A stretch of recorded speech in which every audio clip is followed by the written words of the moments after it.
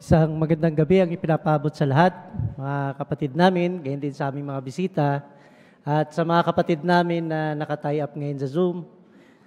Malugod kayong tinatanggap sa ating pagpupulong sa gabing ito. Bilang pagpapasimula, nanyayahan ng lahat na nandito sa Kingdom Hall, kung kumbinyente sa inyong mga kalagayan na tumayo, habang ating inaawit ang awit bilang 98. Song number 98. Ito'y may temang ang kasulatan nagmula sa Diyos. Hango ito sa 2 Timoteo, Kabanata 3, talatang 16 at 17.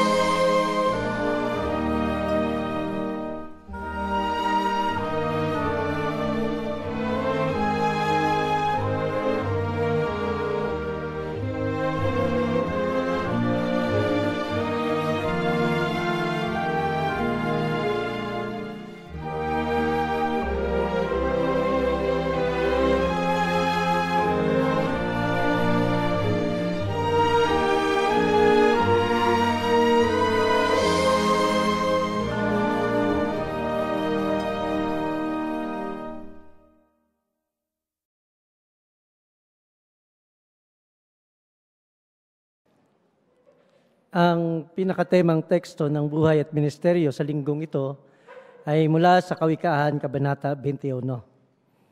Sa gabing ito ay marami tayong matututuhan at sasagutin natin ang ilang mga tanong na siyang magtuturo sa atin sa mga pag-uusapan natin sa gabing ito. Yung una ay anong mga prinsipyo sa Biblia ang makakatulong para sa masayang pag-aasawa? Ang tanong ito, no, lalo sa mga may asawa o mag-aasawa. Ikalawa naman ay paano makakatulong ang Kawikaan 21:31 para maunawaan ang hula sa Apokalipsis, Kabanata 6, ang talata ay 2. Pangatlo ay para doon sa mga mag-asawa. Paano natin may papakita ang paggalang natin sa ating mga asawa? At mamaya, pinakahuli ay yung pag-aaral natin ng kongregasyon sa Biblia. Sisimulan natin ito sa pamagitan ng isang pahayag. Ito'y may paksang mga prinsipyo para sa masayang pag-aasawa. Harap ito sa atin ni Brother Loreto o Rodrigo Loreto. Tiyak na nais ng bawat mag-asawa na sila ay maging masaya. Hindi ba ang nais nyo na mag-asawa sa ngayon? Tiyak yun, no? Pero paano yun mangyayari? Paano tayo magiging masaya bilang mag-asawa? Tutulungan tayo ng pahayag na ito na malaman kung anong ating gagawin. Yung una na pahayag na ito yung mga pagtugon o pagsunod sa mga prinsipyo sa Biblia. Halimbawa, dun sa una nating tatalakayin, huwag mag-asawa ng padalos-dalos o ng hindi pinag-iisipan. Kung ating titingnan yung Kawikaan 21, talata ng 5, ito yung makikita natin na patnubay. Ang mga plano ng masipag ay tiyak na magtatagumpay. Pero ang lahat ng padalos-dalos ay tiyak na maghihirap. Sabihin, bago ang isa ay mag-asawa, kailangan niyang bumuo ng isang mahusay na pagpaplano. Isang paghahanda. Ito yung parang pagsusuri sa iyong sarili. Tinatanong mo yung sarili mo, kung mag-aasawa ako, handa na ba ako? Yung mga mapapangasawa ko, mahal ko ba siya? O dahil maganda siya? O dahil masipag siya? O dahil marami siyang mga bagay na nakikita kong mabuti? Pagka ganun yung ating intensyon sa pag-aasawa, baka sa bandang huli, masubok yung ating masayang pag-aasawa. Bakit? Kasi ang ganda, lumilipas, kahit ang lahat ng bagay, nakatangin niya ay didipas. Pero kung ang pag-ibig at pagmamahal ay naroon, maaring tumagal ang pagsasama ng maligaya. Merong binanggit ang isang author o isang manunulat ng dula. Ang pangalan niya ay si William Congreve. Sabi niya, ang mga nagmamadaling mag-asawa ay nagsisisi ng mahabang panahon. Di ba ganito yung nangyayari sa mga kabataan na maagang nag-aasawa? Bandang huli, mababalitaan natin na sila ay magkahiwalay na kasi hindi pinagandaan yung pag-aasawa. Kaya mahalaga na masunod natin yung sinasabi ng kasulatan na tayo ay maging ika nga ay nakatuon sa tunay na dahilan ng ating pag-aasawa. Yun ang isang prinsipyo. Yung pangalawang prinsipyo, maging mabait at maging mapagpasensya sa isa't isa. Halimbawa, nagkatuluyan na yung magkasintahan. Paano sila magtatagal sa pagsasama ng maligaya? Binabanggit ng Biblia sa Kawikaan 21:19, yung ganitong teksto. Sabi, mas mabuti sa Kawikaan 21:2. Yan. Ang lahat ng lakad ng tao ay tama sa paningin niya, pero sinusuri ni Jehovah ang mga puso. Ano yung tinuturo sa atin noon? Ang tinuturo sa atin, tayong lahat, meron tayong sariling mga pag-iisip, mga pananaw. Ang nangyayari, baka yung ating pananaw, iniisip natin, yun ang laging tama. Pagka ganun ang mangyayari, hindi ka magiging mapagpakumbaba. Ang mangyayari sa iyo, dahil ikaw laging tama, yung kabiyak mo, laging mali. Ganun din yung pag-iisip ng kabiyak mo. Siya din yung laging tama. Ang mangyayari, magbabanggaan yung parehong inakala lang tama. At mangyayari dyan, yung hindi pagkakasundo. Ngayon, ano yung solusyon? Ang solusyon, maging mapagpakumbaba. Bakit? Kasi kung walang maging mapagpakumbaba sa dalawa, ay hindi magiging masaya yung pagsasama. Ahantong yan sa pagtatalo hanggang sa paghihiwalay. Pero kung mag-asawa ay mapagpakumbabang pareho, magkakaroon siya ng pagtatanong sa sarili. Nagkamali ba ako? Bakit ang misis ko hindi ako kinikibo? Yung mga babae, ganun din. Dapat ay mag-isip din siya. Masyado ba ako naging mapagmataas sa asawa ko? Pagka nag-iisip ang dalawa ng ganung mga bagay, ng kapakumbabaan, ang mangyayari, mag-unahan silang mag-sorry. Isang salita yan na mahirap sabihin. Alam ng mga mag-asawa yan.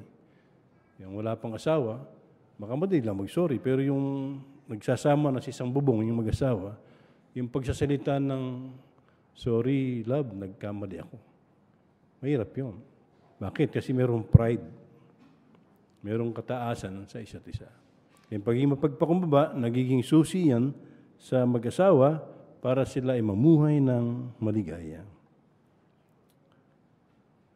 Mayroong binanggit dun sa referensya, sabi diyan, makakatulong ang kababaan ng pag-iisip o kapakumbabaan upang mapaglabanan mo ang tendensiyang ipilit na ikaw ang tama sa inyong pinagtatalunan. Pag ang mag-asawa nagtalo, siyempre kami mga mag-asawa, minsan nagtatalo rin. Pero pinipilit namin na huwag magpataasan ng boses. Ang nakikita ko sa ibang mag-asawa, pag nagtalo, pag nagsalita ng, sabi natin, antas ng lakas, 5. Yung babae, sa sigaw, antas 6. Hanggang yung antas ng pagsisigawan, lumalakas. Ang masakit, pagka ganito ng ganito, yung nangyayari, nahihirati. O parang nawiwili yung isa na magsalita na ng ganon. May kilala nga ako sa amin eh. Pag nag-uusap, kala ko nag-aaway eh. Kasi ganon na sila magsalita. Pataasan na sila ng boses. Pero hindi yun tama. Maganda, maging mapagpakumbaba yung bawat isa. Kaya matututo tayo sa prinsipyo ng Biblia. Yung pangatlo, maging mabait at magpasensya sa isa't isa. Paano kaya kung mag-asawa, sabi niyo, dumadaan sila sa kaigtingan dahil sa paraan ng pakikitungo nila sa isa't isa?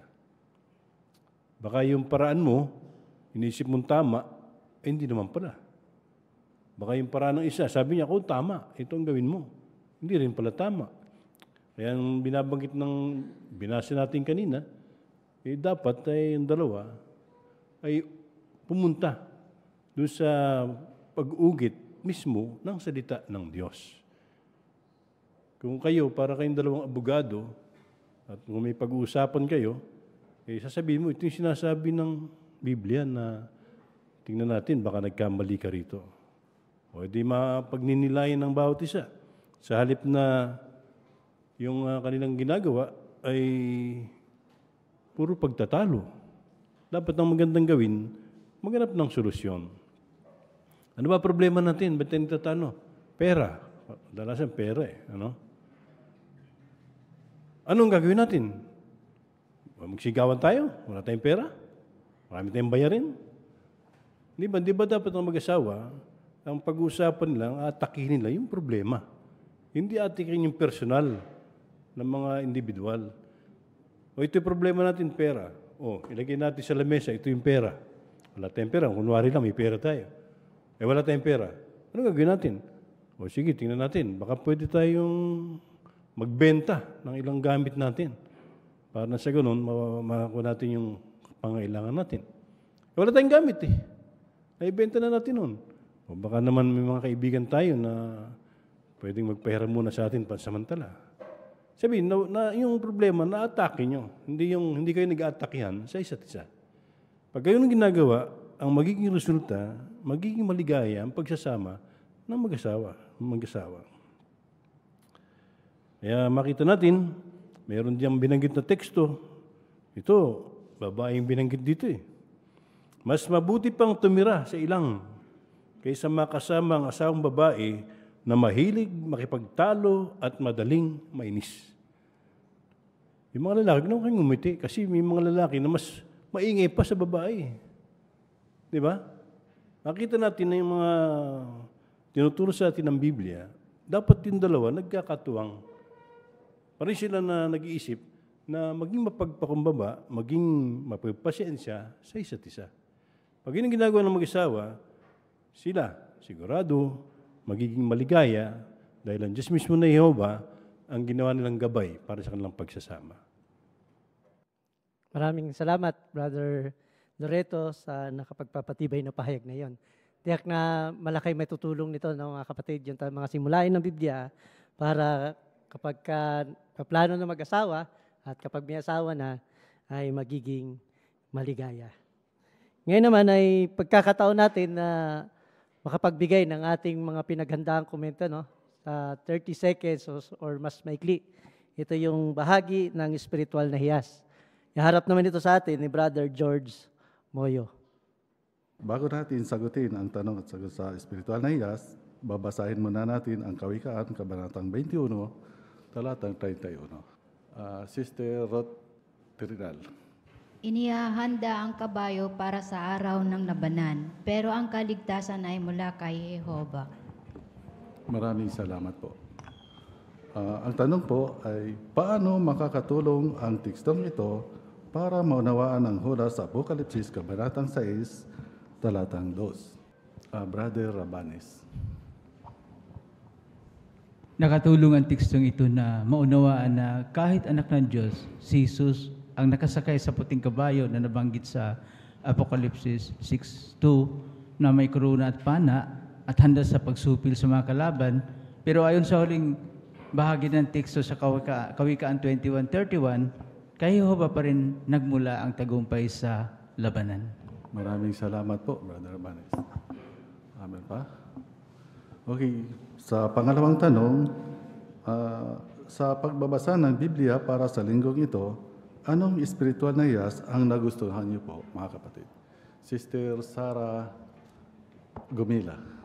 Natulungan ako ng verse 5 na maging mas matiisin pa para makagawa ng tamang desisyon, imbis na padalos-dalos. Kailangan kong maglaan muna ng panahon para pag-isipan kung ano ang magiging epekto nito sa pamilya ko at ang kaugnayan ko kay Jehovah. Maraming salamat po, Sister.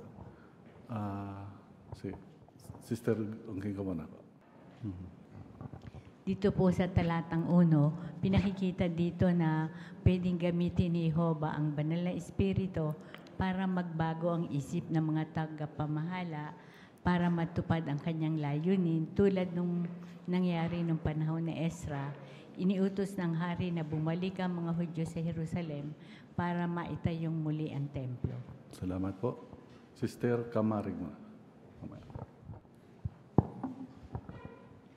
Totoo para sa akin ang binabanggit ng Kawikaan 21:7 dahil ang talatang ito ay napapaalala na ang kasamaan ay bumabalik sa gumagawa nito. Hindi matatag ang buhay ng taong patuloy sa maling landas dahil ang sarili niyang gawa ang magpapahamak sa kanya. Kaya mas pinipili kong lumakad sa katwiran at sumusunod sa mga pamantayan ni Jehovah dahil ito ang tunay na matibay na pundasyon ng isang mapayapa at pinagpalang buhay. Salamat po, Sister Kamarig. Sister Victoria po.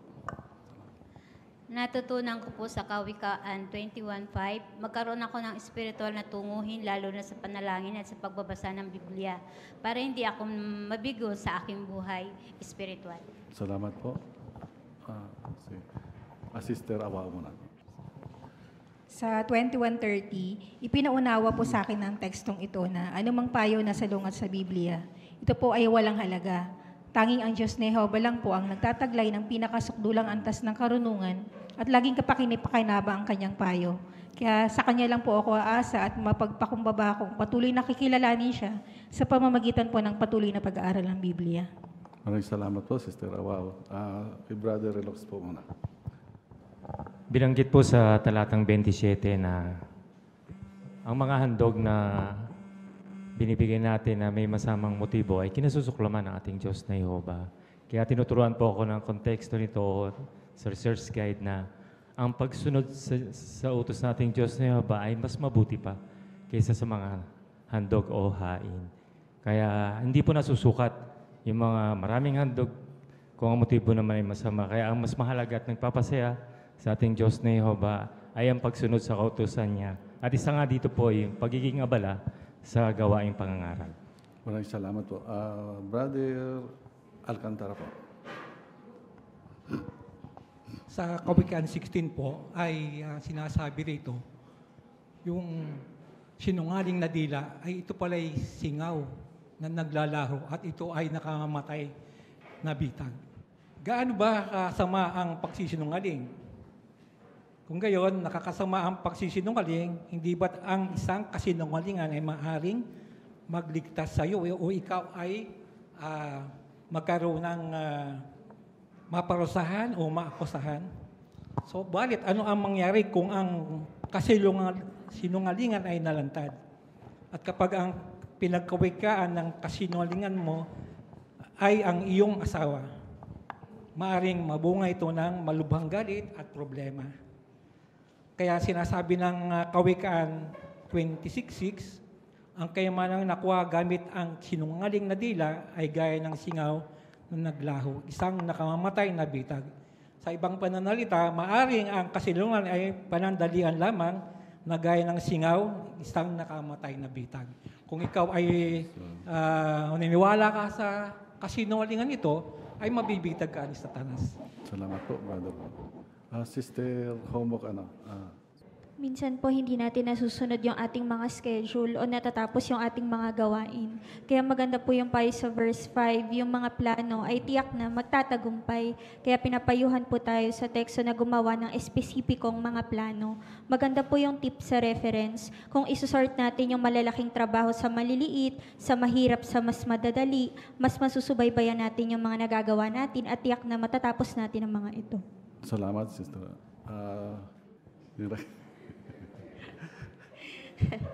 Para sa akin mahalaga ang maging mapagkumbaba dahil minsan akala ko tama yung ginagawa ko pero mali pala. Mahilig ako makipagtalos na nakababatang kapatid ko. Kaya naman nagustuhan ko ang Kawikaan 21:2. Ibinigay ko ang pangunawa at pagmamahal dahil yun ang nais ni Jehovah at nang papasaya ko siya. Salamat po. Sister Aguilar muna. Pinaalalahanan po ko dito ng Kawikaan 21:30 na maging maingat sa pagbibigay ng payo. Bagaman ito'y tama, makatwiran, o may scientific basis pa, pero kailangan isaalang-alang kung ito ba ay naayon sa damdamin ng kausap ko, nakakapagpatibay ba yun? O kaya kung ako si Jehovah, ito ba yung gusto kong marinig mula kay Jehovah? Salamat po, Sister Aguilar. Brother Manuel Lopez po. Lahat tayo nagkakamali, nakakagawa tayo ng mga maling desisyon, pero kung patuloy tayong magsisikap na baguhin, kung magsisikap tayo na baguhin ng mga iyon at gawin ang kalooban ng Diyos ni Jehovah, makakaasa tayo na mananatili ang kanyang paningin sa atin. Napatibay ako sa Kawikaan 21:1 na kung patuloy ako magsisikap na tuparin kung ano yung layunin niya sa akin, makakaasa ako na ibabaling niya ang paningin niya sa akin at taos puso ko itong pasasalamatan. Salamat po. Sister Homok Jennifer.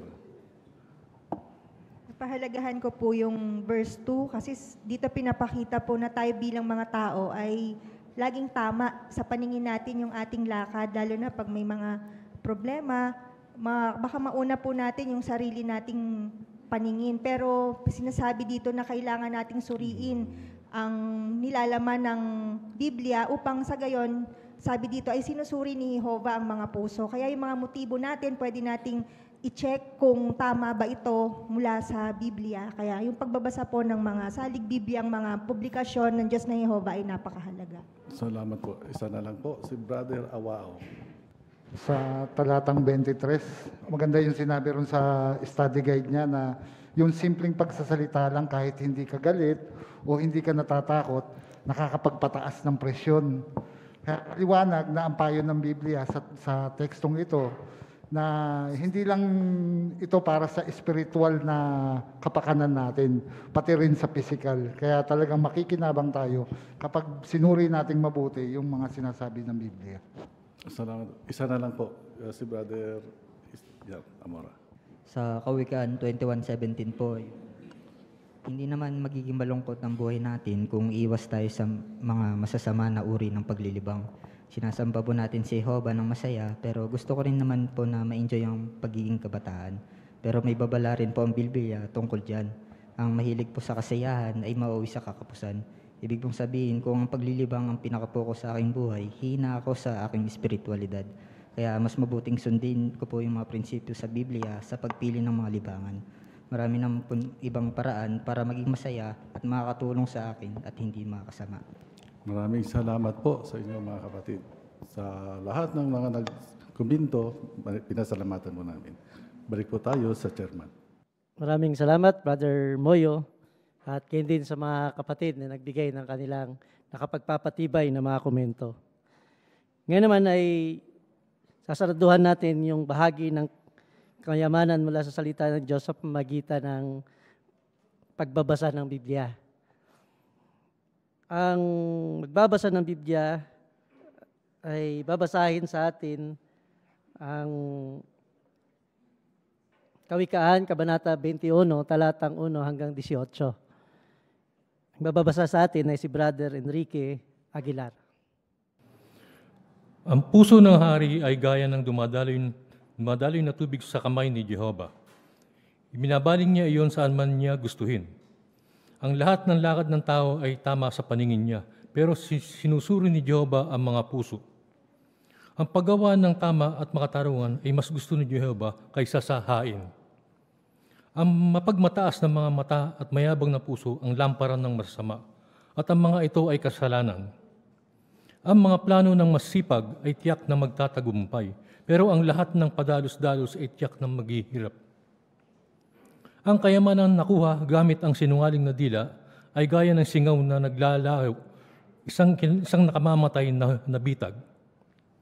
Ang karasan ng masama ay kakaladkad sa kanila dahil ayaw nilang maging makakatarungan. Liko ang landas ng taong makasalanan, pero matuwid ang gawain ng taong walang sala. Mas mabuti pang tumira sa bubong kaysa makasama sa bahay ang asawang babae na mahilig makipagtalo. Ang masamang tao ay naghahangad ng masama. Hindi siya gumagawa ng mabuti sa kapwa niya. Kapag pinarusahan ang manunuya, natututo ang walang karanasan.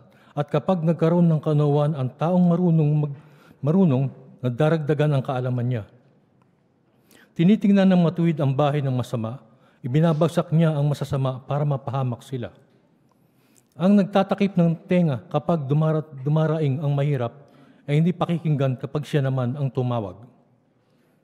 Ang lihim na regalo ay nagpapahupa ng galit at ang palihim na panunuhol ay nagpapahupa ng matinding galit.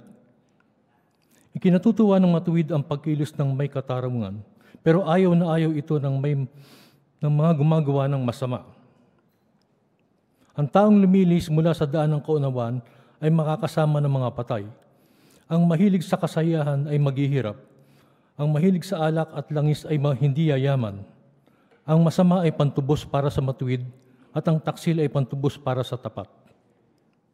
Maraming salamat, Brother Aguilar, doon sa iyong mahusay na pagbasa. Tingnan natin si Brother Aguilar doon sa Aralin 5 na pagtuturo, yung tumpak na pagbabasa. Paano ba gagawin yung tumpak na pagbabasa? Para makuha natin yun, merong 3 paraan. Yung una, maghandang mabuti. Sa lahat ng bahagi, pinakamaganda talaga ay paghandaang mabuti. Pangalawa, bigkasin ng tama ang bawat salita. Paano kung hindi natin alam yung paraan ng pagbigkas? Pwede tayong makinig dun sa audio recording natin.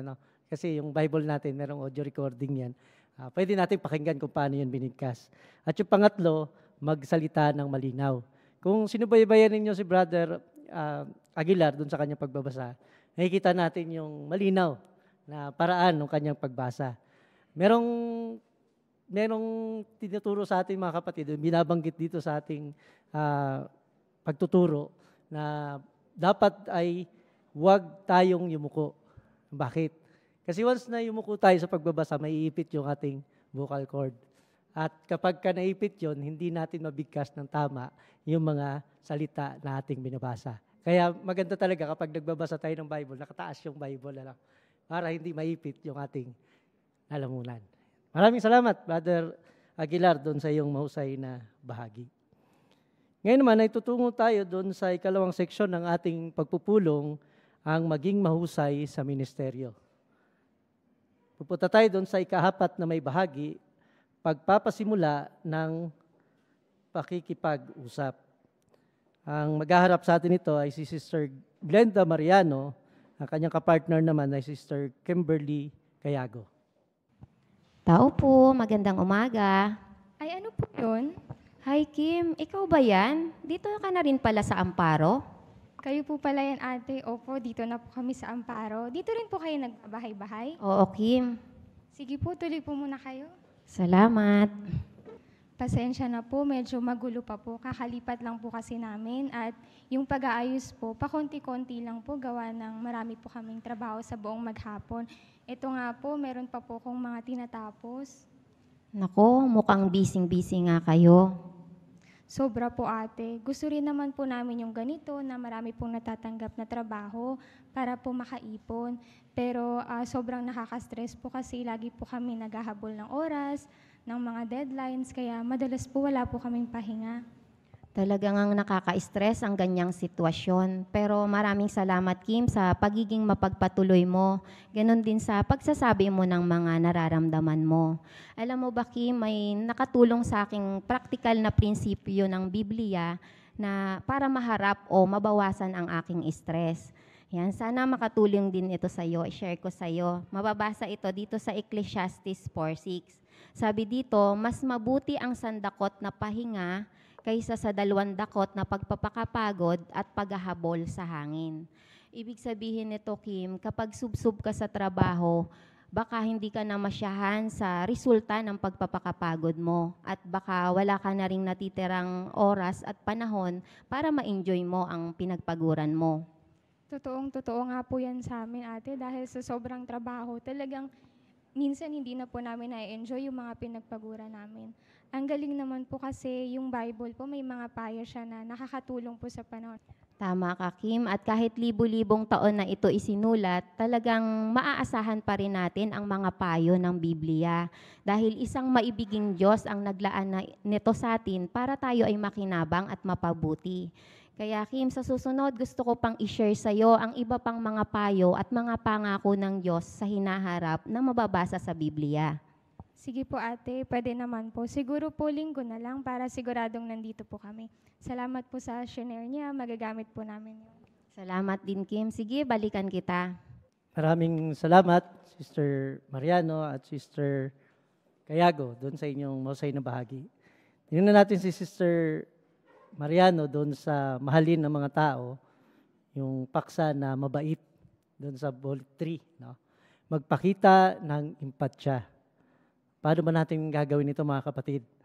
Sabi dito, pag-isipan, ano kaya ang kinababahala niya? So, habang nakikipag-usap niya, nalaman niya anong kinabahala ng kausap niya. No? Yung stress, kasi nga, dami ng kailangan gawin. Tapos, sabi dito, anong paksa kaya ang makakatulong sa kanya at magugustuhan niya? So, dahil doon sa pakikinig niya doon sa kanyang kausap, naisip niya yung teksto sa Ecclesiastes 4:6. Yan. So, minsan mga kapatid, meron tayong dalang paksa, pero dahil sa iba yung napakinggan natin sa ating kausap, binabago natin yon. At kapag ginagawa natin yon, pinapakita natin yung empatya sa kanila. Maraming salamat, Sister Mariano, doon sa iyong bahagi. Ngayon ay tutungo tayo doon sa ikalimang bahagi. Ito naman ay pagdalaw muli. Ang maghaharap naman sa atin ito ay si Sister Sara Felicitas, kasama niya si Sister Teresa Olikino. Hi, ma'am. Ay, Tisang, kumusta ang pagtitinda? Marami ka sigurong benta ngayon, no? Isa na lang yung siomay dyan, ah. Opo, pero medyo pa na rin po kasi nag-uwian na yung mga estudyante ko. Mga alauna pala yung sinabi mo nung nakaraan na pwede kitang makausap. Pero pauwi na rin ako. Pwede tayong mag-usap kahit saglit lang. Ay, sige po ma'am, pasok muna po kayo. Opo, salamat. Tamang-tama, Tisang. Dala ko yung brochure na pinag-usapan natin nung nakaraan. Ito, oh. Yung posible bang maging masaya ang buhay natin magpakailanman. Tapos ang sagot mo, oo. Pero paano yung Tisang na mapagkakatiwalaan natin ang Biblia? Paano nga po ba? Maganda na tignan natin yung ebidensya. Nandito sa brochure na ito yung 3 aralin. Katulad dito sa lesson 1, paano ka matutulungan ng Biblia? Tapos dito sa lesson 2, nagbibigay ng pag-asa ang Biblia. At yung pangatlo, makakapagtiwala ka ba sa Biblia? Kaya uunahin natin itong lesson 1, paano ka matutulungan ng Biblia? Sige po, mukhang maganda yan. Oo. Tesang, ibibigay ko tong brochure na ito para may sarili kang kopya at pati una mong mapag-aralan. Okay po, ma'am. Bago ako umuwi, Tesang, may nais akong ibahagi sa iyo. May pangako ang Bible na mapagkakatiwalaan natin. Nandito, nakaulat sa Bible ko, 1:17-3, pakisuyo, basahin mo. Sabi po, para magkaroon sila ng buhay na walang hanggan, kailangan nilang makilala ka, ang tanging tunay na Diyos at ang isa na isinugo mo, si Jesucristo. Ayon dyan sa binasa mo, Tesang, napansin mo dito, ano yung, nakita mo dyan, sa unahan, yun yan. Ano yung kinikilala kapag ano natin ang Ama at ang kanyang isinugo? Sabi po dyan, kapag kinilala po natin ang Ama at ang isinugo ay magkakaroon ng buhay na walang hanggan. Gusto mo ba yun? Siyempre po. Oo. Kaya sa susunod, Tesang, pupunta ako sa iyo ng alauna. Sige po. Maraming salamat, Sister Felicitas, Sister Olakino, doon sa inyong bahagi. Bakit kaya nag-iwan ng ganong pananalita si Sister Felicitas? Kasi doon siya titingnan, doon sa matyaga. Doon sa version natin, mahalin ng mga tao, ara din 7, paragraph 3. Ano yung ibig sabihin anong binibigay sa atin ng payo doon sa paragraph 3? Ibagay ang schedule mo sa schedule ng kausap mo. Yan. Sa umpisa pa lang, naibagay na niya kasi binanggit niya kagad na alauna yung usapan nila. Nasunod naman niya yung alauna. Sabi dito, pag-isipan, kailan ko kaya siya mas malamang na makausap? Anong oras at saan kaya siya mas kumbinyenteng makipag-usap sa akin? At sikaping balikan siya kahit hindi kumbinyente sa iyo ang oras na yon. Alam niyo na mga kapatid kung bakit nasabi niya yung bandang dulo. Kasi nakita niya kung anong oras kumbinyente doon sa kanyang kausap na balikan. Maraming salamat, Sister Felicitas, doon sa iyong bahagi. Ngayon ay tutungo tayo doon sa huling may bahagi, ka-anim na bahagi. Ipaliwanag ang paniniwala mo.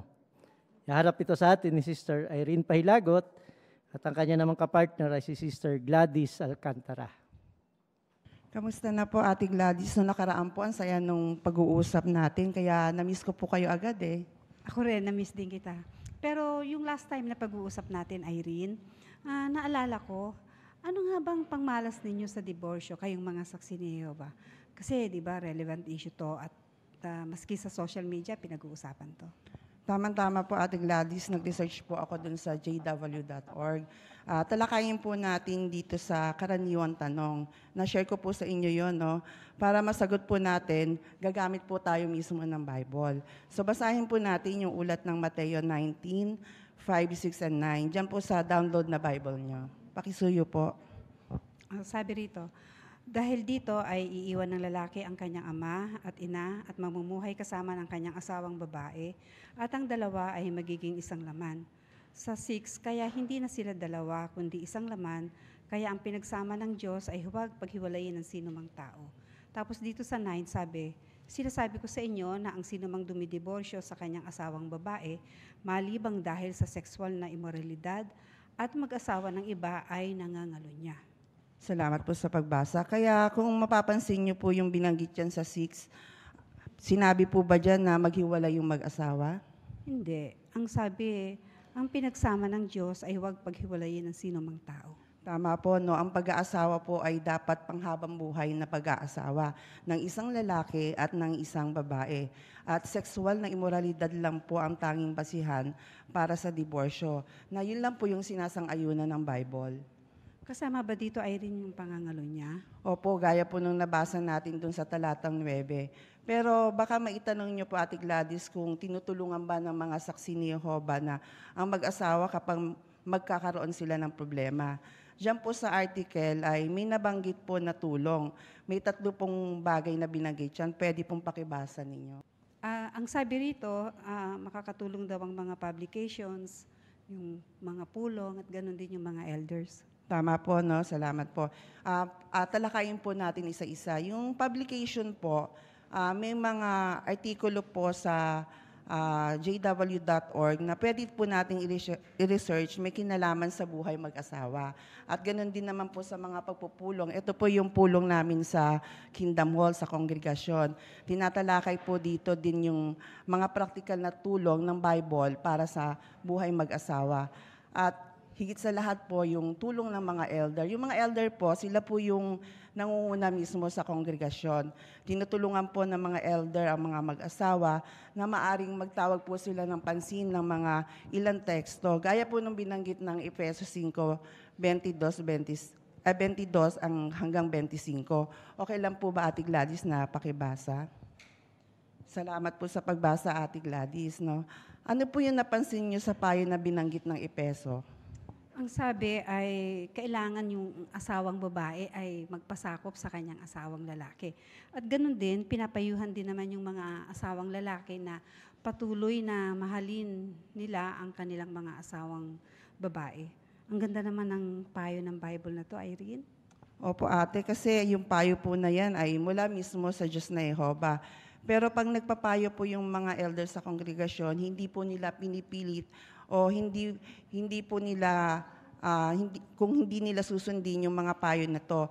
Pero ayon po dun sa referensya, sabi po dyan na wala silang autoridad na sabihin sa mag-asawa kung ano yung dapat gawin. Gayunman, kung pipiliin ng isang individual na makipag-diborsyo sa kanyang asawa nang walang makasulatang basihan, hindi siya malaya muling mag-asawa ayon sa pamantayan po mismo ng Bible. Ang galing ng mga payo mula sa Bible, ano? At saka, kung susundin lang ito ng mga mag-asawa, siguro walang divorce. Tama po, Ate Gladys, no? Tama po kayo dyan. At mismo yung pananaw po mismo ng mga saksi ni Jehova may kinalaman sa diborsyo. Kaya pinapayuhan niya po yung mga mag-asawa na huwag maghiwalay. Kahit po, Ate Gladys, na hindi perpekto yung pagsasama ng mag-asawa, hindi po ini-encourage yung paghihiwalay. Send ko po sa inyo yung buong article na to para personal nyo pong mabasa at ma-share nyo rin po doon sa friend ninyo. Salamat, Irene. Actually, very refreshing talaga itong mga nabasa ko mula sa Bible. At kung talagang susundin ito, walang broken homes. Halika. Meron akong prepare na snacks natin. Tikman mo. Maraming salamat, Sister Pahilagot at Sister Alcantara, doon sa inyong bahagi. Tingnan natin si Sister Pahilagot doon sa mahalin ng mga tao, Aralin 4, paragraph 3. Huwag maging mayabang. Paano natin gagawin na huwag maging mayabang? Sabi dito, huwag palabasin na alam mo ang lahat at na walang alam ang kausap mo. Minsan mga kapatid, yung paggamit, hindi natin paggamit mismo ng Bible, yung galing sa pananalita natin, minsan nagiging, ang kinalabasan mayabang tayo. Kasi yung mga sinasabi natin, hindi natin kinukuha mula sa Bible. Parang ang dating, alam natin ang lahat ng bagay. Kaya maganda yung ginawa ni Sister Pailagot. Ano yung ginamit niya? Yung Biblia. Pinapakita niya na yung kanya mga sinasabi ay hindi galing sa kanya, kundi galing sa Biblia. Kaya kapag tayo nasa larangan, lagi natin gamitin ang Biblia. Maraming salamat, Sister Pailagot, dun sa inyong mahusay na bahagi. Gusto niyo bang pasalamatan ng mga kapatid natin na nagganap ng kanilang mga bahagi? Ngayon, itutungo tayo doon sa long section ng ating pagpupulong. Ito yung pamumuhay bilang Kristiyano. Pero bago natin ito sisimulan, muli kayong inanyayahan, mga kapatid namin na nandito sa Kingdom Hall na tumayo, habang ating inaawit ang awit bilang 132. Ito'y may paksang tayo'y isa na. Hango ito sa Genesis, Kabanata 2, ang talata 23 hanggang 24.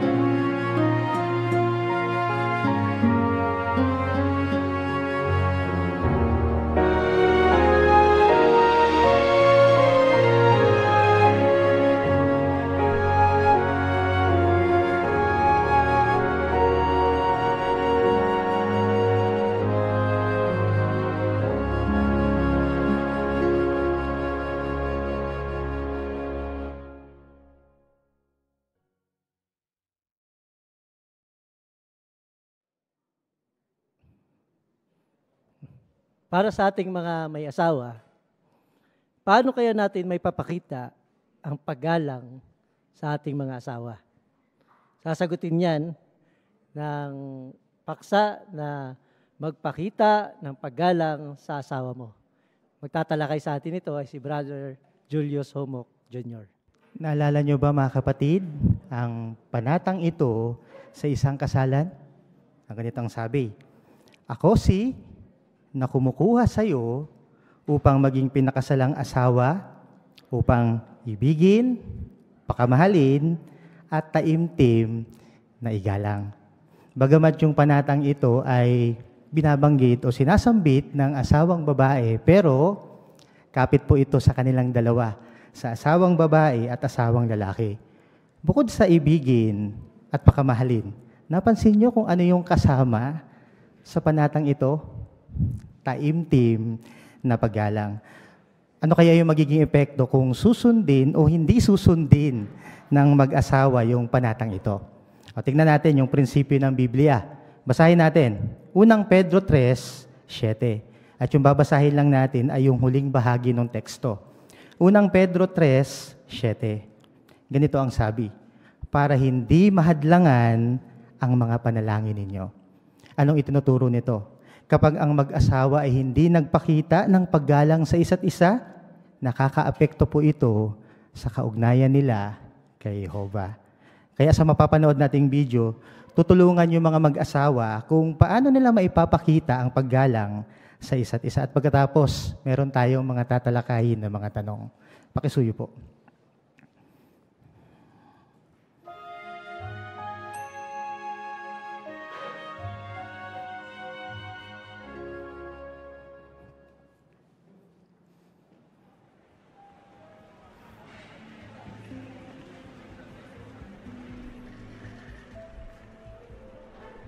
Respeto.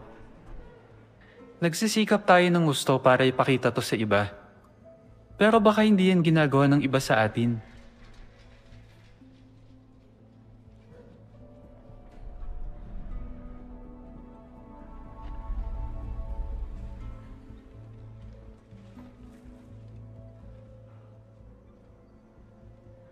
Ang tanong, nangyayari din ba yan sa bahay ninyo?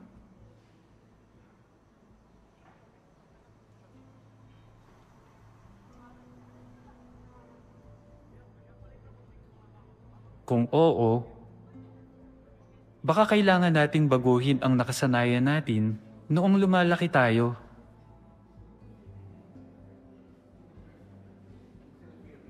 O baka kailangan nating baguhin ang pinipili nating libangan. Baka hindi madaling gawin yon, pero posible pa rin maibalik ninyo ang respeto ninyo sa isa't isa tulad ng dati. Makakatulong ang isang prinsipyo sa Biblia. Kung ano ang gusto ninyong gawin ng iba sa inyo, iyon din ang gawin ninyo sa kanila.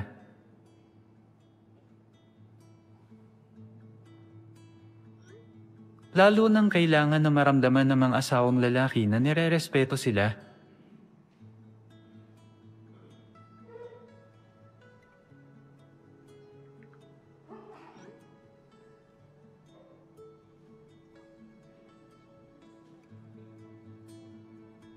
Pero kailangan din maramdaman ng asawang babae na mahalaga siya, minamahal, at pinapakinggan ng asawa niya. Kung mauuna tayo sa pagpapakita ng paggalang sa asawa natin, mas magiging madali para sa kanya na igalang din tayo.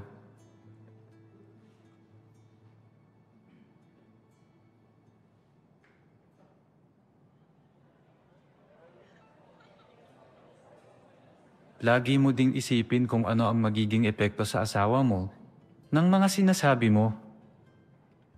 Sa harap man ng iba, o kahit ng kayong dalawa lang. Kung nasaktan ka sa sinabi niya, pag-usapan ito ng kayong dalawa lang. Maging mahinahon at gumamit ng mabait na pananalita. Kahit iba ang opinyon mo sa kanya, ipakitang pinapahalagahan mo pa rin ang opinyon niya.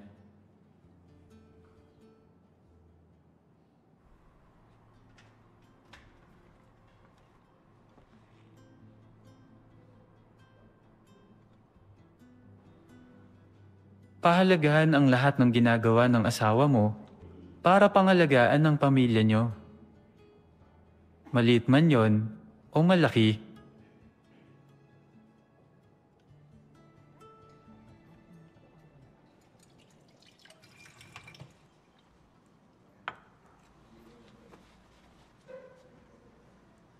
Sikaping huwag mag-focus sa kahinaan ng asawa mo.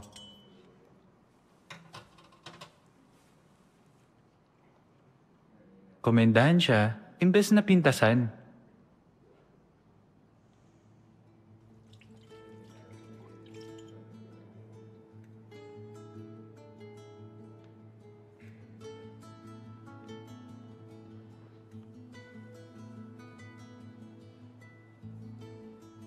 At sabihin araw-araw ang isang espesipikong bagay na napahalagahan mo sa kanya. Mapayapang pagsasama ang resulta kapag ipinapakita natin ang paggalang sa isa na karapat-dapat dito, ang ating asawa. Makakatulong ang 3 tanong na ito para mas makapagpakita kayo ng paggalang sa isa't isa. Bakit hindi ninyo subukang pag-usapan ito? Pagkakataon nito para masabi ang nararamdaman ninyo. Maging handang makinig at magbago. Kung nasa kalagayan kayo, i-pause ang video na ito at mag-usap.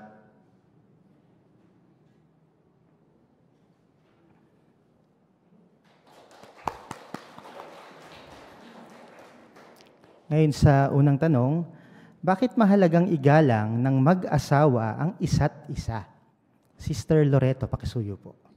Dahil po, ayon sa unang Pedro 2:7, makakaapekto po sa kaugnayan ng mag-asawa sa Diyos, sa kanilang dalawa, ang kaugnayan nila sa Diyos na Yehova, yung pakikitungo nila sa isa't isa, kaya mahalaga po yung paggalang. Ayan, tama po, may isa. Brother Ongking ko, pakisuyo po. Salamat po, Sister Loreto.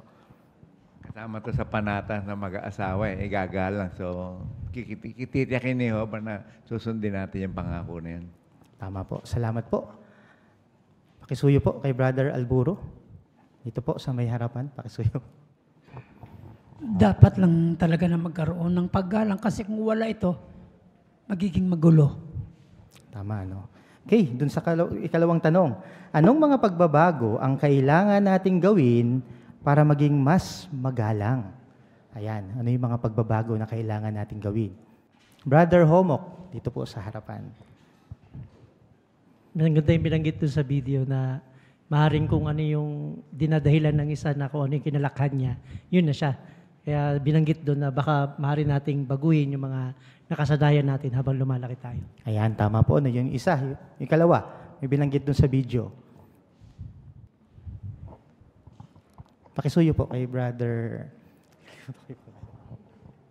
Ipakita natin na pinapahalaga natin yung opinion ng ating asawa kahit magkaiba yung opinion natin. Okay, salamat po, Brother Rodriguez. Meron pang isa na binanggit na kailangan nating baguhin. Brother Mario Relox, pakisuyo po.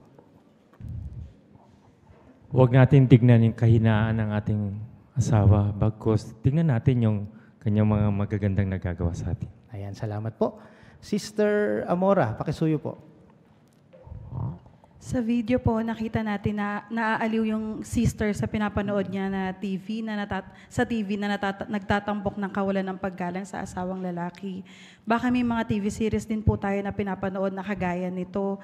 Iwasan po natin ito kasi baka ma-adapt din po natin ito at maging normal na lang sa atin na hindi igalang yung asawa natin. Ayan, tama. So dalawa, baguhin yung nakasanayan, tapos baguhin yung ating libangan, baka nakakasira ayon. Yung ikatlo, anong mga prinsipyo sa Biblia ang makakatulong sa atin? Brother, pakisuyo po. Yung pinakita po sa video, yung Luke 6:31 na kilala din natin bilang golden rules na nagbibigay kahalagahan ng pakikitungo natin sa ating asawa o maging sa iba man ng kabaitan, kung paano natin tratuhin, paggalang at respeto. Ayan, salamat po, Brother Richard Papa Victoria po. Salamat. Okay, pakisuyo po, Brother Noli Rabanes. Sige po. Ang prinsipyo sa Biblia na makatulong sa atin ay nasa Colossus 3:13 na sabi, patuloy ninyong pagtiisan ng isa't isa at lubusang patawarin ng isa't isa kahit pa may dahilan kayo para magreklamo laban sa inyong kapwa, kung paano lubusan kayong pinatawad ni Jehovah, dapat na ganun din ang gawin ninyo. Ang asawa natin ay tao din na hindi perpekto, kaya kailangan din natin silang pagtiisan. Kung maliit man o malaki ang pagkukulang, kailangan nating pagtiisan para maging masaya ang pagsasama ng pamilya. Okay, salamat po.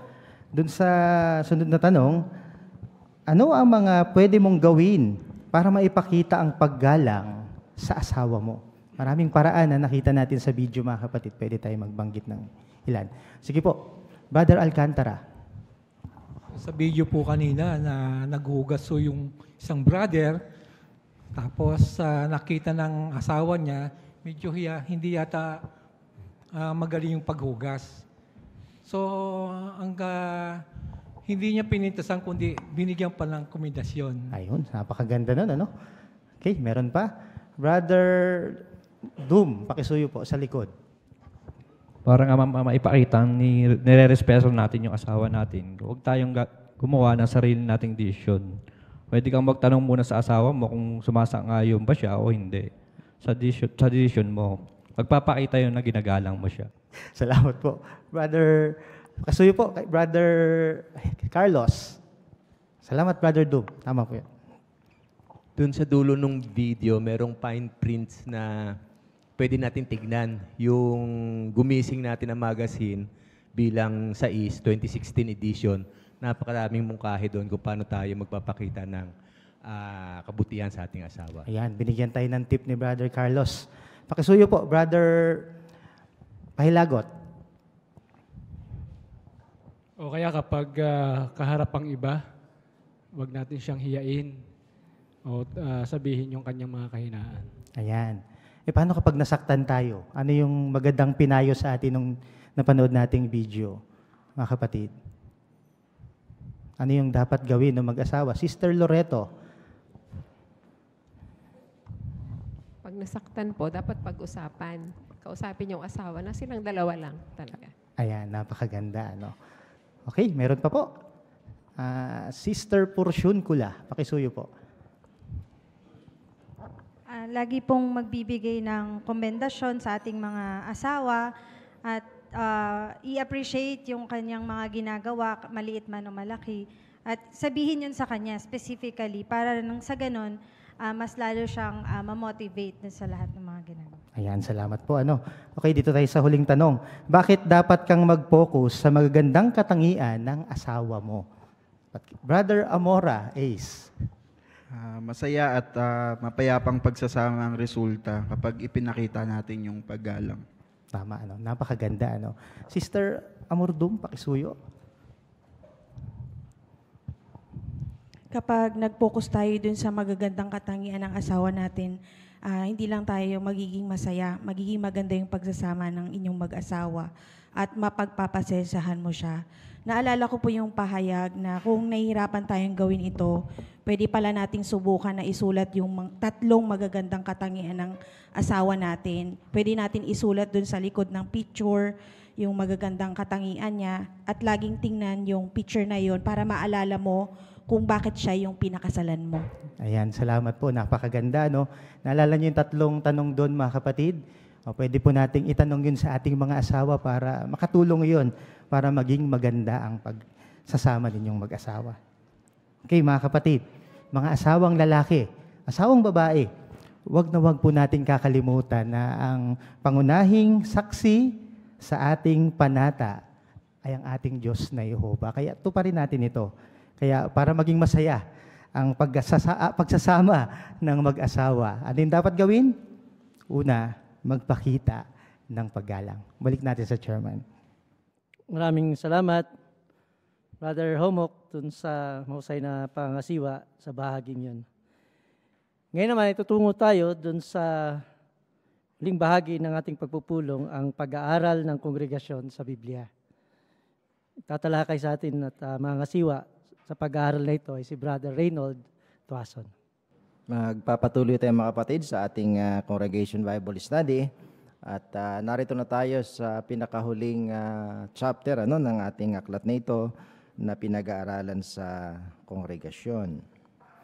Ang tema niya ay hanggang sa pinakamalayong bahagi ng lupa. Ating maalala, noong nakaraang linggo, nakita natin na nagkaroon ng pag-uusig.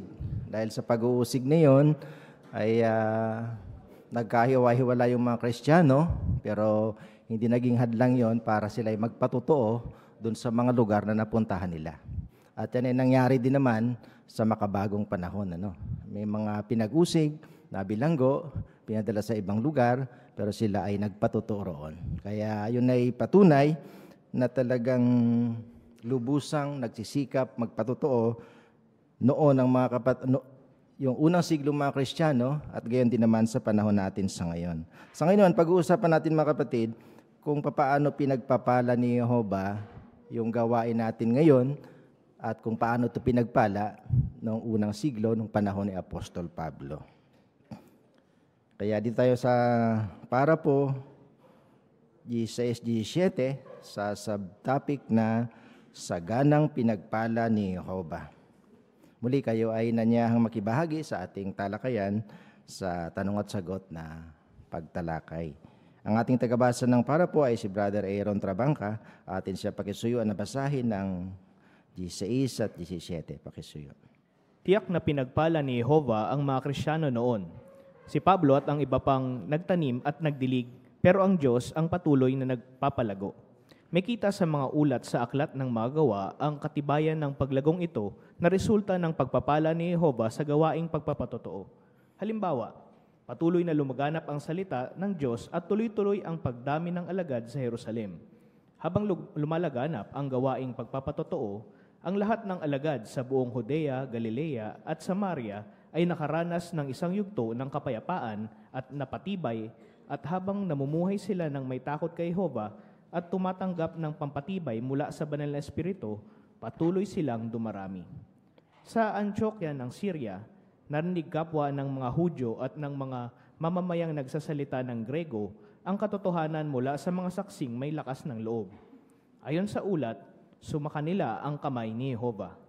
Napakaraming naging mananampalataya at sumunod sa Panginoon.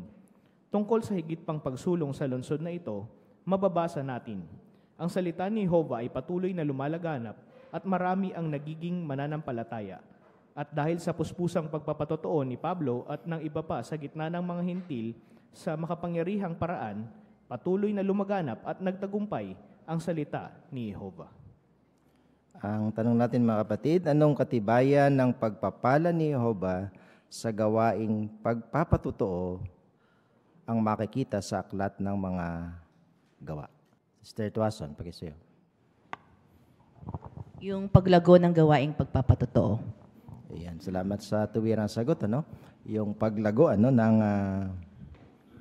gawaing pagpapatotoo. Doon makikita yung pagpapala ng Diyos ni Jehovah. Anong halimbawa nito mga kapatid na talagang lumago noon yung gawaing ito? Sister Portion Kula? Binanggit po sa gawa sa 7 na patuloy na lumaganap ang salita ng Diyos at tuloy-tuloy ang pagdami ng alagad sa Jerusalem. Ayun. Kaya yun ay patunay na talagang may paglago doon sa Jerusalem. Ngayon, anong naging resulta nito? Nung paglago nito doon sa mga lugar na sa Judea, Galilea at Samaria. Sister Loreto, pakisuyo. Nakaranas nga po sila ng isang yugto ng kapayapaan at gayon din napatibay po. At habang nararanasan po nila ito, habang namumuhay sila ng may takot sa Diyos na Jehovah. Ayan, kaya maganda yung resulta, no? Sila ay nagkaroon ng kapayapaan at sila ay napatibay. Ano pang karagdagang punto yung binanggit doon sa Gawa 9:31? Anong binanggit pa sa bandang dulo ng tekstong ito? Sister Alcantara, pakisuyo po. Sila'y tumanggap din ng pampatibay mula sa banal na espiritu at patuloy silang dumarami. Ayan, kaya talagang pinagpala, patuloy na dumarami yung mga alagad noon. Kumusta naman doon mga kapatid sa Antioquia nung marinig nila yung katotohanan? Paano naman sila tumugon? Sa Syria, anong naging pagtugon ng mga nakarinig doon ng katotohanan? Sister Relox, Ami. Sumakanilang kamay ni Jehovah po. At pagka- napakaraming naging mananampalataya at sumunod sa Panginoon. Ayun. Dumami yung mga mananampalataya doon. At ano pang sinasabi ng Gawa 12:24 tungkol sa kanila? Sa lungsod na iyon? Sister Gina Cruz. Yung salita nga ng Diyos na Jehovah ay patuloy na lumalaganap at marami ang naging mananampalataya. Ayun.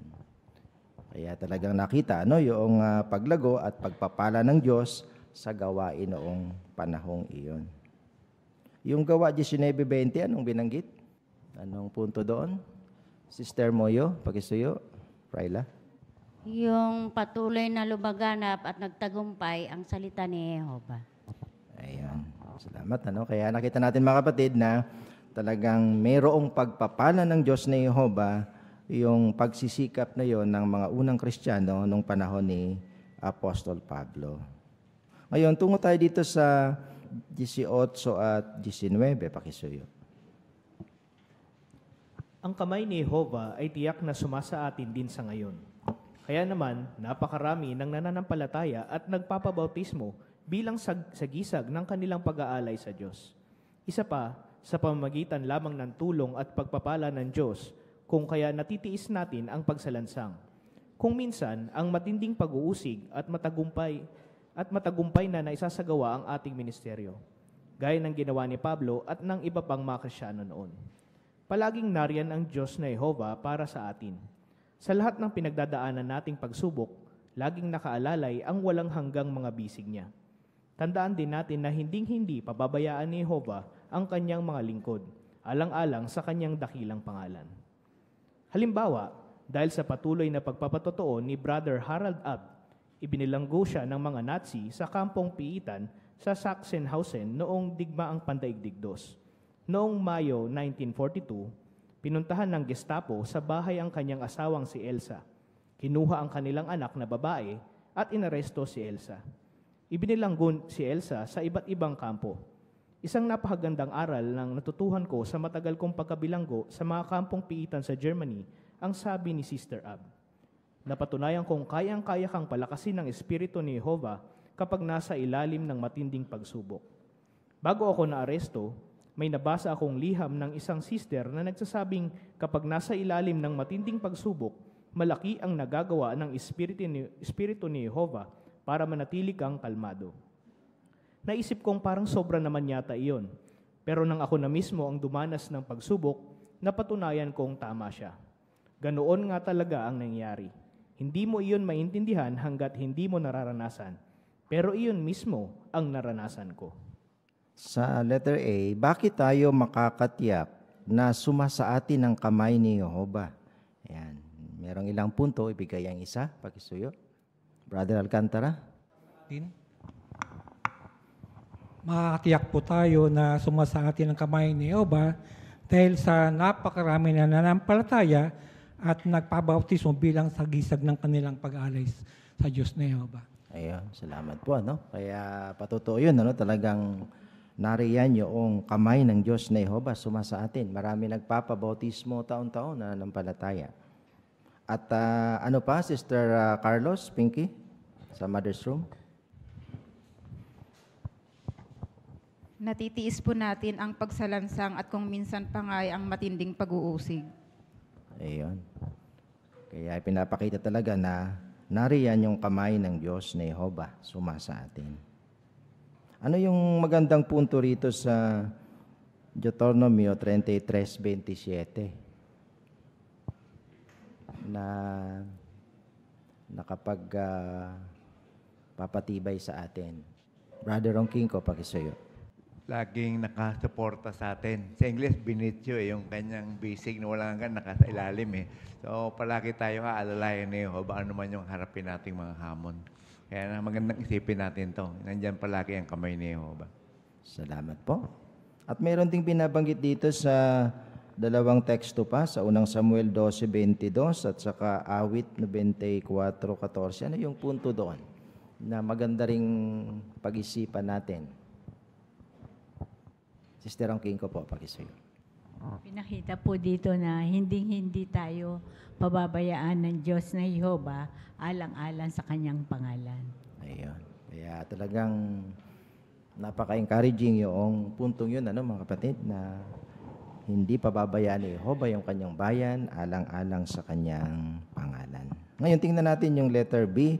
Magbigay ng halimbawa na nagpapakitang inaalalayan ni Jehova ang kanyang mga lingkod. Ano yung halimbawa natin dito? Sister Homok, Jennifer? Si Brother Harold Ab po ay ibinilanggo sa Sachsenhausen po nung digmaang pandaigdig dos dahil sa kanyang pagpapatotoo.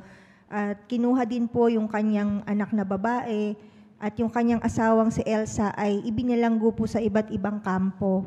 Kaya dito po nabanggit ni Sister Ab na sabi niya, napatunayan kong kayang-kaya kang palakasin ng Espiritu ni Jehova kapag nasa ilalim ng matinding pagsubok.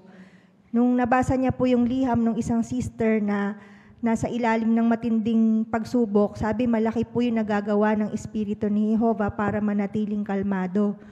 Pero yun po ay tunay na naramdaman niya nung siya daw po yung mismong nakaranas ng pagsubok, na tama po yung sinabi ng sister. Sabi niya, hindi mo yun maiintindihan hanggat hindi mo nararanasan. Pero iyon mismo ang naranasan ko.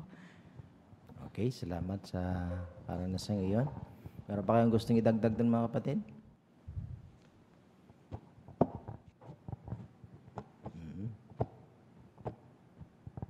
Brother, hindi ka makita yung mukha.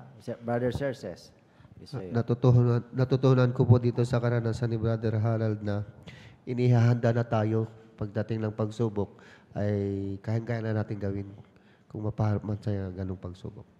Okay, salamat sa puntong yan. Meron pa, Sister Homok? Meron pang gustong bangitin? Pwede pong sa ngayon matakot po tayo kasi hindi pa natin naranasan yung naranasan ni Sister Ab.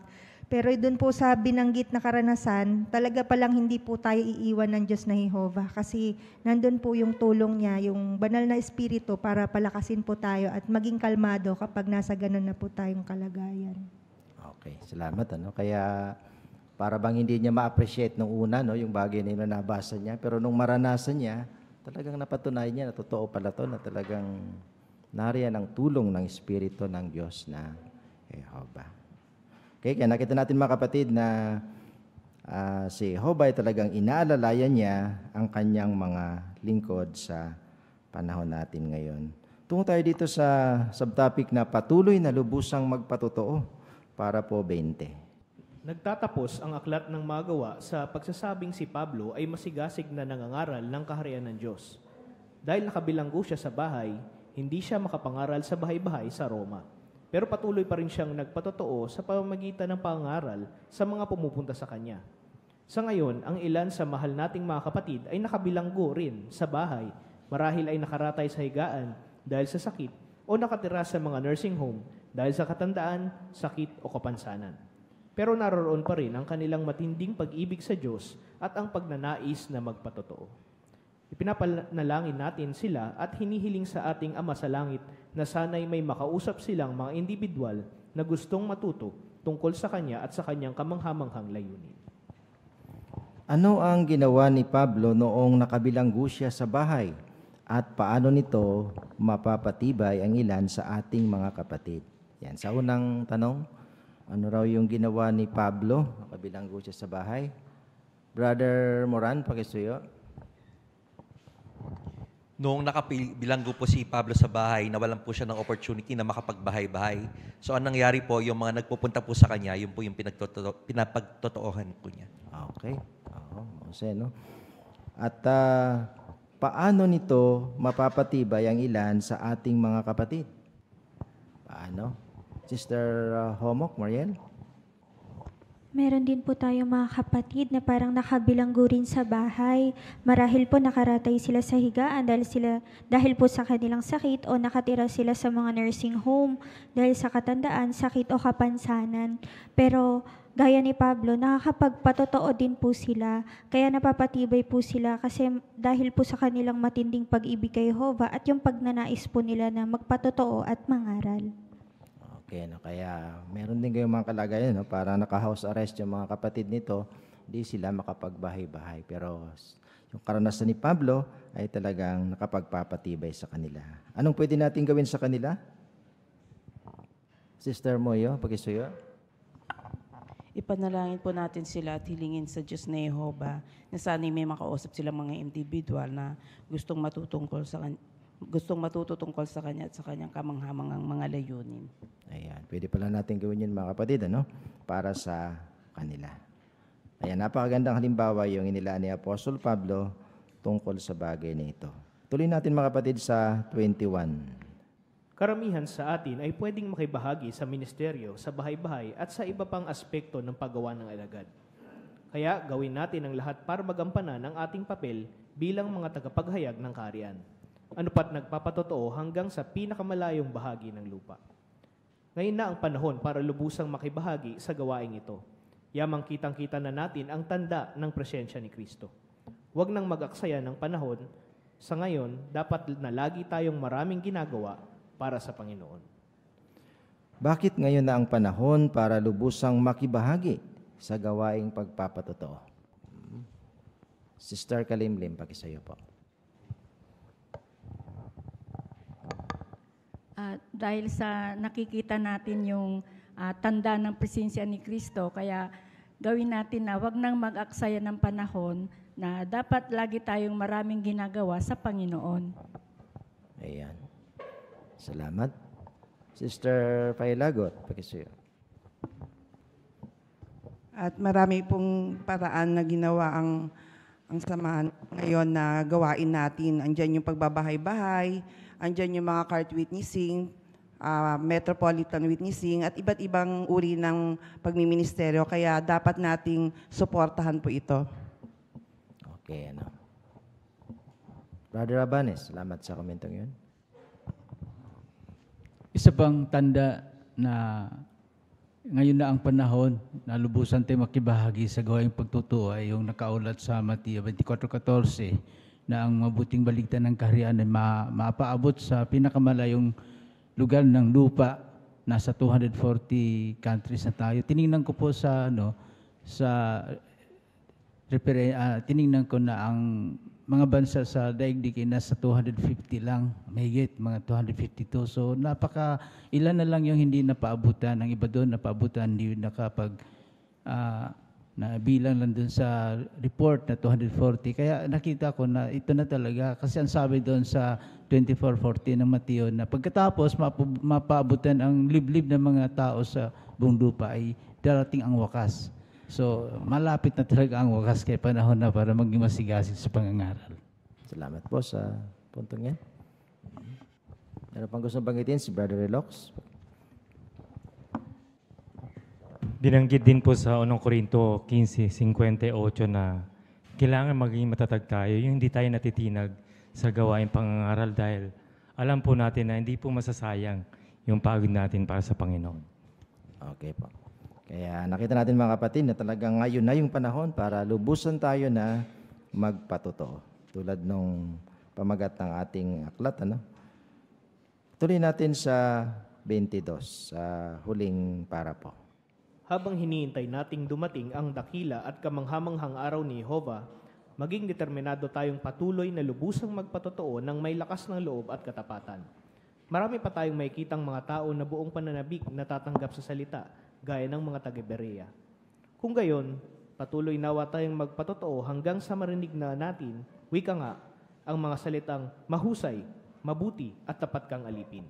Kung masigasig tayong makikibahagi sa paggawa ng mga alagad sa ngayon at mananatiling tapat kay Jehovah, tiyak na hindi natin malilimutan kailanman ang kagalakang nadama natin sa pagkakaroon ng pribileyong lubusang magpatotoo tungkol sa kaharian ng Diyos. Maraming salamat, Brother Aaron Trabangka, sa mahusay na pagpabasa. At ang tanong, ano ang dapat na maging determinasyon natin habang hinihintay ang araw ni Jehovah? Brother De Asis? Maging determinado tayong patuloy na lubusang magpatotoo ng may lakas ng loob at katapatan. Ayan. Salamat. Sister Dom? Dahil marami pa po tayong makikitang mga tao na buong pananabik na tatanggap ng salita ni Jehovah, gaya po ng mga taga Berea. Okay, salamat. Brother Alburo. Yamang din lang naman na itong pribilehiyo natin na paghahayag ng katotohanan tungkol sa kaharian. Panahon natin ngayon na sabing dibdibin natin. Magkaroon na yung kasigasigan habang napipintong kawakasan ng sistemang ito ng mga bagay na patuloy tayo. May determinasyon tayo na gumawa ng kalooban ni Jehovah na parangalan siya sa anumang antas ng ating buhay ngayon, sa larangan, sa lansangan, sa bahay-bahay, o kung anumang mga sitwasyon. Bigyan natin ng daan ang tungkol sa kaharian ng Diyos na ito, ibahagi natin sa kanila na sila rin ay maging tapat na mga lingkod ni Jehovah. Okay. Salamat po. Ngayon mga kapatid, kung talagang ginawa natin yung ating makakaya na magpatotoo, lubusang magpatotoo, ano yung pwedeng resulta nito bandang huli? Pag tayo ay talagang ginawa natin yung ating lubos na makakaya. Sister Kamarig, pakisuyo. Kapag manatiling tapat tayo kay Jehovah, tiyak na hindi natin malilimutan kailanman ang kagalakan na nadaman natin sa magkakaroon ng pribileyo at lubos ng magpapatuo tungkol sa kaharian ng Diyos. Ayan. Kaya pagka dumating na yung punto na tapos na yung gawain ito, maalala natin na tayo ay nagkaroon ng isang makabuluhan na pakikibahagi sa napakahalagang gawain ito. Si Jehovah yung magsasabi kung kailan yung panahon na tayo ay hihinto na sa ganitong gawain na pangangaral tungkol sa kaharian ng Diyos. Dito nagtatapos mga kapatid yung ating pagtalakay sa ito yung pinakahuling bahagi ng ating aklat na lubusang magpatotoo. Sa susunod na linggo ay iba namang aklat yung ating paghahandaan. Ngayon ay gusto ba niyong magbigay ng ilang mga mahalagang aral na natutuhan natin ngayon sa ating pagtalakay na gusto niyong ikapit sa inyong buhay? Brother Alcantara, pakisuyo. Nakita po natin si Pablo na nakakulong siya at talagang nagpatuloy siya sa kanyang pangaral na mabuting balita ng kaharian.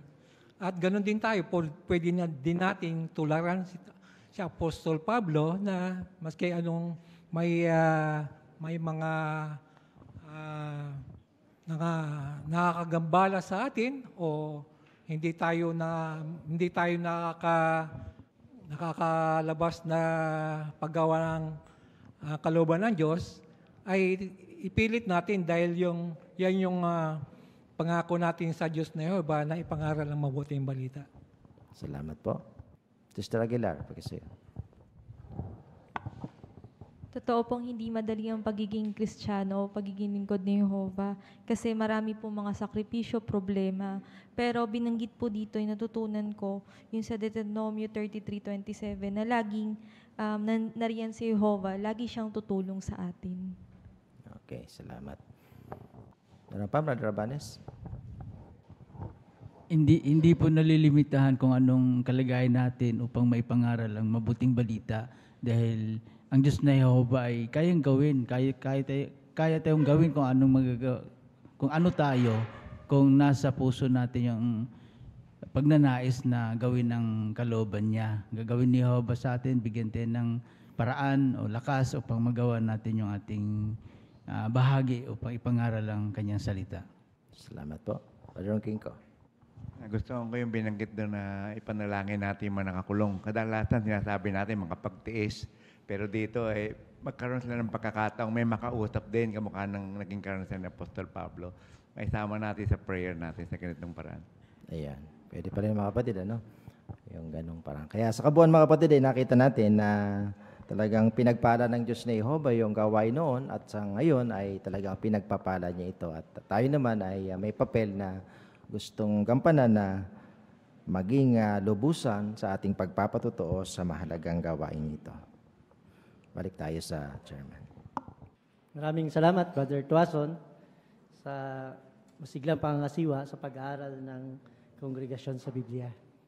Ano yung mga naituro sa atin ng Diyos na Yehova sa ating pagdalo sa gabing ito. Kanina, meron tayo binangong tanong. Anong mga prinsipyo sa Biblia ang makakatulong para sa masayang pag-aasawa? Tatandaan niyo ba yung tatlo? Yung una, Kawikaan 21:5. Ano yung naituturo sa atin nun? Huwag mag-asawa ng padalos-dalos, unang hindi pinag-iisipan.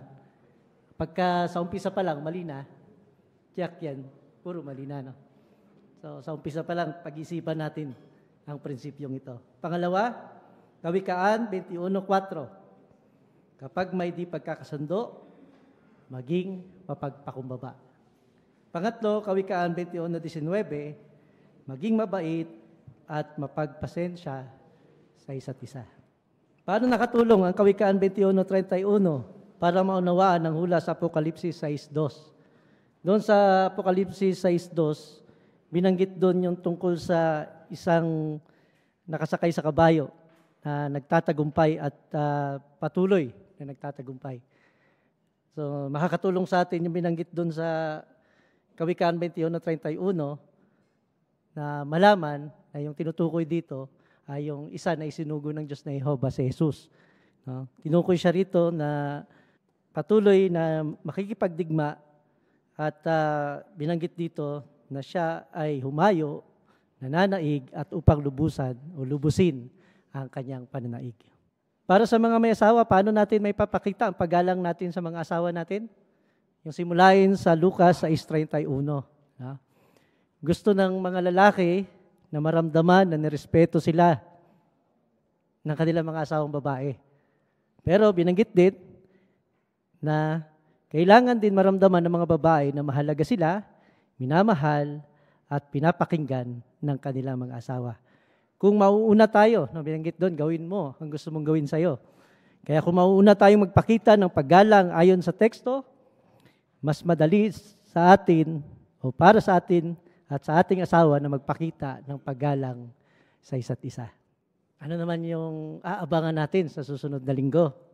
Mga magulang, nakikita natin sa panahon natin ngayon na hamon ang pagpapalaki sa mga anak. Pero may regalo sa Diyos na Yehova para sa atin.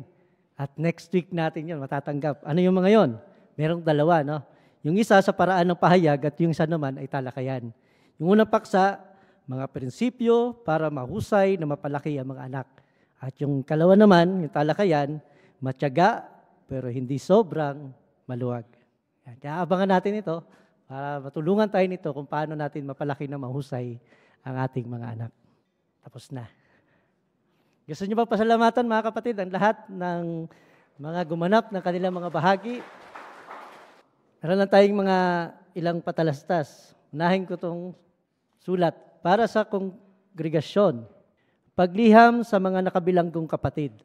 Maraming mamamahayag ang nagtatanong tungkol sa pagliham sa mga kapatid na nakabilanggo dahil sa pananampalataya nila.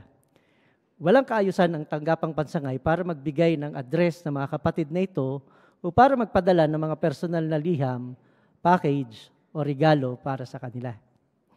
Kinukomendahan namin kayo dahil lagi ninyong inaalala ang mga kapatid nating nakabilanggo dahil sa pananampalataya nila.